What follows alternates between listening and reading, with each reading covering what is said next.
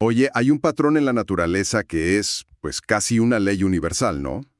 Sí, el de la diversidad. Exacto, que mientras más te acercas al Ecuador, la diversidad de vida explota. Piensas en la Amazonia, en el Congo y... ¿Es lo que uno aprende desde la escuela? Justo.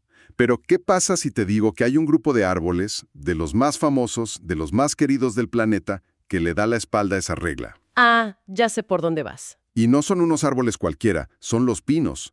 En lugar de buscar el calorcito tropical, su mayor diversidad se concentra en las latitudes medias del hemisferio norte. Es una anomalía fascinante. Hoy vamos a analizar a fondo por qué pasa esto. Nos vamos a clavar en la historia evolutiva de los pinos, el género Pinus. Sí. Y para guiarnos tenemos un estudio científico, de esos bien densos, ¿sabes? El título asusta. Análisis filogenómico y ecológico revela la evolución espaciotemporal de los pinos a nivel global. Un nombre un poco intimidante, la verdad. Totalmente. Pero nuestra misión es usar este mapa genético para resolver un misterio. Estas zonas llenas de pinos como Norteamérica o el Mediterráneo han sido una cuna evolutiva, una fábrica de especies nuevas, o más bien, un museo. O sea, un refugio donde linajes muy antiguos han sobrevivido por millones de años. Exacto. Cuna o museo. Y es que para contestar esa pregunta, la escala de este estudio es monumental. Vaya, no se anduvieron con rodeos. No. Para nada. Para construir el árbol genealógico más completo de los pinos hasta la fecha, usaron datos de transcriptoma de casi todas las 113 especies conocidas. A ver, para. ¿Transcriptoma? Sí. Suena súper técnico. Para los que no estamos en el laboratorio, ¿qué es eso exactamente? Es una excelente pregunta. A ver, imagina que el genoma de un pino es su biblioteca entera, con todos los libros, todas las instrucciones posibles. Ok. Pues el transcriptoma serían solo los libros que está leyendo y usando en este momento. Nos dice qué genes están activos, trabajando. Ah, ya veo. Es una foto mucho más dinámica. Mucho más. Y gracias a eso, la claridad que lograron es inédita. Y la historia que cuenta es sorprendente. Aunque el género Pinus es viejísimo, la gran mayoría de las especies que vemos hoy son en realidad unas recién llegadas. A ver, eso me suena contradictorio. ¿Cómo que son antiguos y jóvenes a la vez? Aquí es donde se pone bueno, ¿verdad? Totalmente. A ver, el origen del género Pinus se remonta al Jurásico tardío. Wow. Sí, hace unos 155 millones de años. Existían cuando los estegosaurios caminaban por la Tierra. ¡Qué locura! Pero el estudio revela algo increíble. Aproximadamente el 90% de las especies de pino que existen hoy surgieron muchísimo después. Mucho después. Sí, en una explosión de diversidad durante el Mioceno.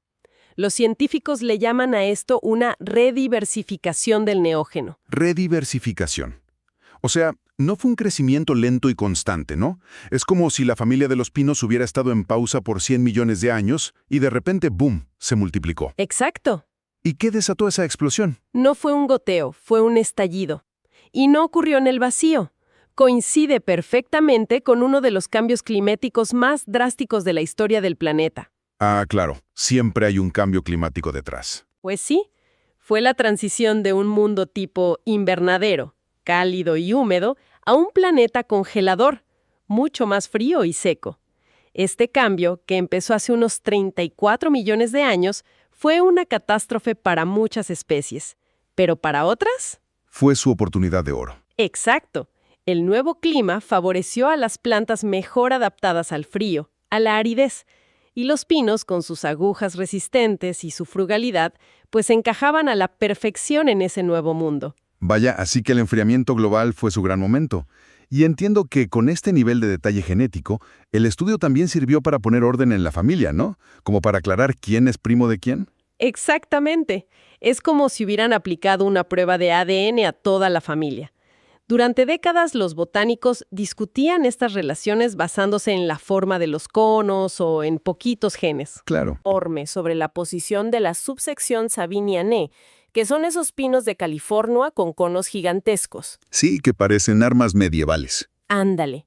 O los Attenuatae, famosos por sus conos serotinos, esos que solo se abren con el fuego. Este estudio, pues, al analizar más de 1.600 genes, básicamente llegó y resolvió esas disputas con una certeza casi total. ¿Entendido? Tenemos este árbol genealógico increíblemente detallado, como un mapa del tesoro evolutivo. Entonces, si lo usamos como guía, ¿qué nos dice sobre la primera pregunta?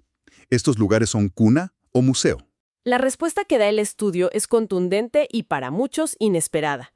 Para las latitudes medias, pensemos en Norteamérica, la cuenca del Mediterráneo y el este de Asia, la conclusión es que han funcionado predominantemente como un museo evolutivo. Espera, ¿museo? Yo siempre había pensado que la evolución era creación constante, movimiento. ¿Cómo puede un lugar ser tan diverso simplemente por no perder especies? Suena un poco pasivo. Es que esa pasividad es la clave. El hallazgo central es que las especies que encontramos en esas zonas, sobre todo en el noreste de Norteamérica y en el Mediterráneo, son significativamente más antiguas que las de otras latitudes. ¿Más viejas que las de México, por ejemplo? Mucho más viejas que las de México o las del norte de Eurasia. La diversidad no viene de una producción frenética de especies nuevas, sino de la acumulación de linajes viejos que han logrado persistir ahí por millones de años. Órale. Entonces la razón de su riqueza es que son lugares increíblemente seguros para ser un pino. ¿Y por qué son tan seguros? El estudio sugiere que la clave es la estabilidad climática a largo plazo que han ofrecido estas regiones, especialmente en sus zonas montañosas. O sea, refugios. Exacto. Áreas que, a pesar de las glaciaciones, mantuvieron lugares donde estos linajes antiguos pudieron aguantar. Y los datos lo confirman, cuando analizaron la tasa neta de diversificación. Que es especiación menos extinción, ¿cierto? Justo. Vieron que esa tasa ha disminuido lentamente desde el Cretácico. Si fueran una cuna, esperaríamos ver picos recientes de creación de especies, pero no es así. Pero a ver, aquí hay algo que no me cuadra. Si los museos están en Norteamérica y el Mediterráneo, porque son estables, ¿qué onda con México?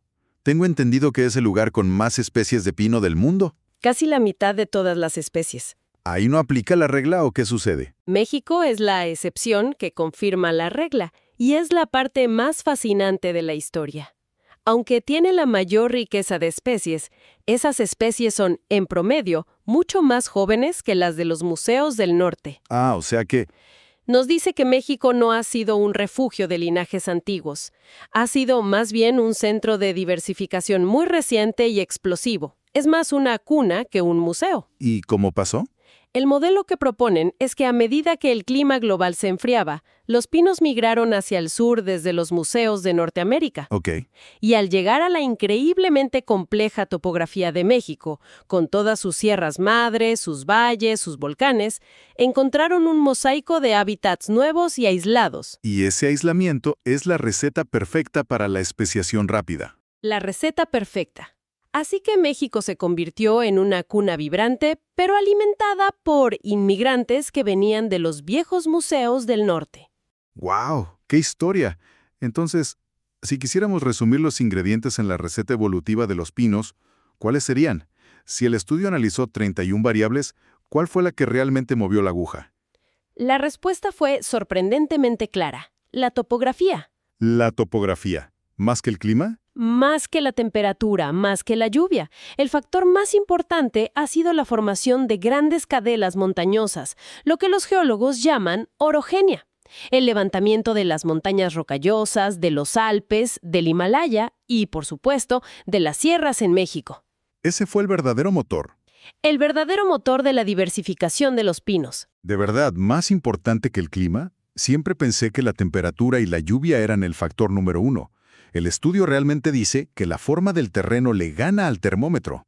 Le gana en el sentido de que es el factor que crea las oportunidades. Las montañas hacen dos cosas cruciales. Primero, crean una enorme variedad de microclimas, laderas soleadas y secas, valles húmedos, cimas alpinas. Un montón de casitas diferentes para vivir. Exacto. Y segundo, actúan como barreras físicas que aíslan a las poblaciones. Una población de pinos en un valle puede quedar separada de la del valle de al lado por una cresta de 4.000 metros. Ah, claro. Entonces, si las montañas son como muros, eso significa que la mayoría de las especies nuevas no aparecen porque una semilla vuela a otro continente, sino porque los vecinos se vuelven extraños. Precisamente, eso explica un dato clave del estudio. Casi el 76% de los eventos de especiación ocurrieron dentro de la misma área, no por dispersión a larga distancia, Evolucionaron ahí mismo.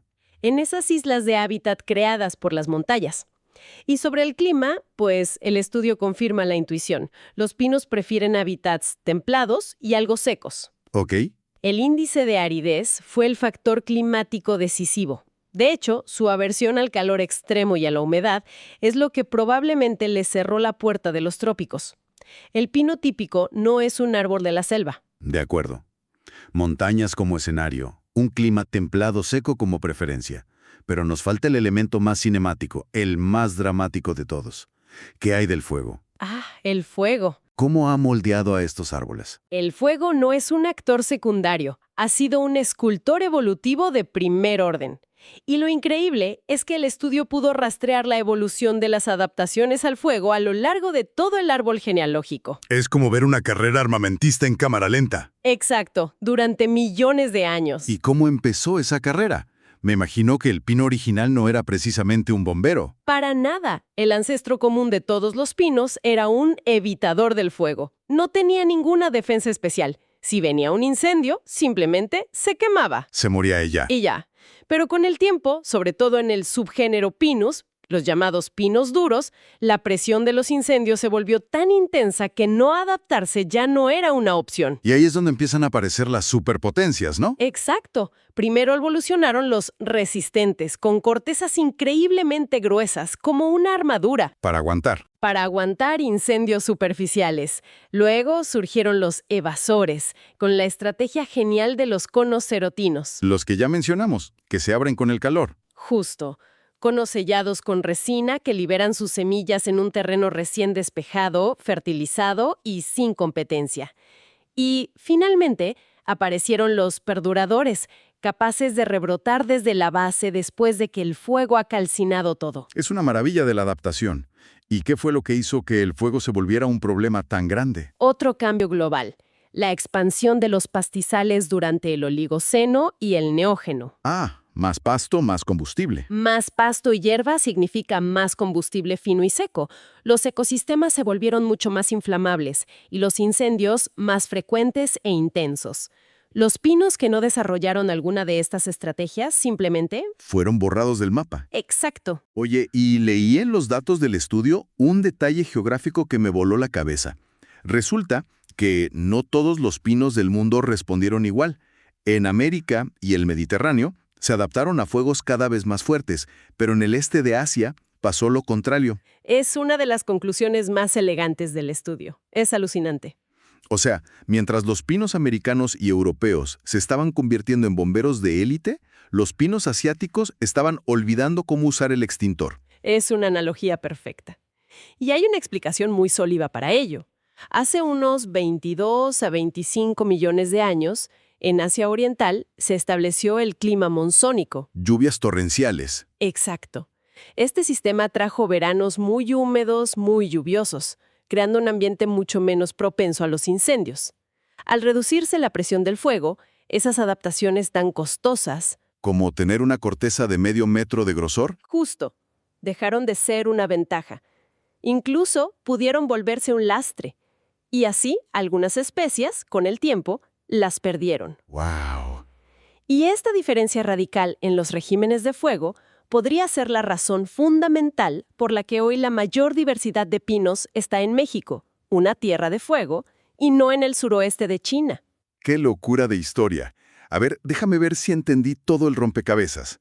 Tenemos a los pinos, un linaje antiquísimo, de la era de los dinosaurios, que se mantuvo en perfil bajo por 100 millones de años. Sí, como en pausa. Luego, un enfriamiento global les dio su gran oportunidad y explotaron en diversidad.